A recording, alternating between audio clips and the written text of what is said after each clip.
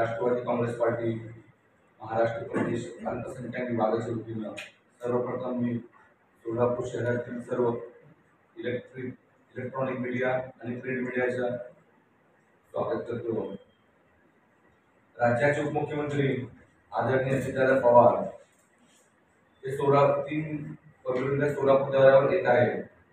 त्यानिमित्ताने राष्ट्रवादी काँग्रेस पार्टी महाराष्ट्र प्रदेश अल्पसंख्याक विभागाच्या वतीनं अल्पसंख्याक समाजाचे शिक्षण, आरक्षण, संरक्षण व वक्फ संस्थाचे प्रश्नांवर ट्रस्टी संवाद कॉन्फरन्स आयोजित करण्यात आलेला आहे।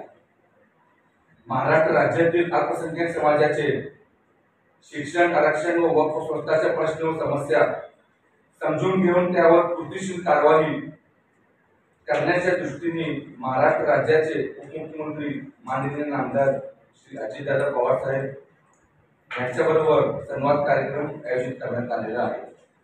या कार्यक्रमाचे अध्यक्षस्थान राष्ट्रवादी काँग्रेस पार्टीचे महाराष्ट्राचे अध्यक्ष खासदार सुनील तटकरे साहेब हे भूषवणार आहेत। प्रमुख उपस्थिती आमदार बबनदादा शिंदे, आमदार यशवंतदादा माने, आमदार संजय मामा शिंदे, सोलापूर राष्ट्रवादी काँग्रेस पार्टीचे जिल्हाध्यक्ष दीपक आबा साळुंके, सोलापूर शहर जिल्हाध्यक्ष संतोष भाऊ पवार, उमेश पाटील मुख्य प्रवक्ता राष्ट्रवादी काँग्रेस पार्टी आणि आमचे राज्याचे प्रदेश अध्यक्ष इद्रिसभाई नायकवाडी, प्रदेश निरीक्षक नजीबभाई मुल्ला, शहर कार्याध्यक्ष जुगेंद्र बागवान हे उपस्थित राहतील।